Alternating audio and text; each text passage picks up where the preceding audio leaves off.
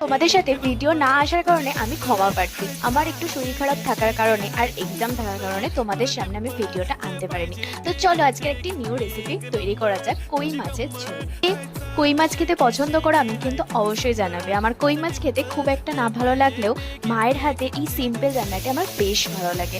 কচু দিয়ে কই মাছ, প্রথমে কই মাছগুলো নুন হলুদ দিয়ে ভালো করে ম্যারিনেট করে রেখে দেবো, আর তারপর কচু আর আলুটাও ম্যারিনেট করে রেখে দেবো। তারপর একে একে সর্ষের তেলে আমি মাছগুলো এপিট ওপিট ভালো করে ভেজে নেব, আর সেই একই সর্ষের তেলে কচু আর আলুটাও ভেজে নেব। আর তারপরে জিরে ফোড়ন দিয়ে আমি একে একে কচু আর আলুটা দিয়ে আদা জিরে বাটা দিয়ে দেব। তারপরেই একটু জল দিয়ে কষিয়ে মাছগুলো ঢেলে দিলেই রেডি। এই তো সর্ষে দিয়ে বা তেল কই খেয়েছেন, এইরকম সিম্পল উপায় একবার বানিয়ে দেখুন, কেমন লাগে আমাকে কিন্তু অবশ্যই কমেন্ট করে জানাবেন। তো আজকের জন্য টাটা, সবাই ভালো থেকো।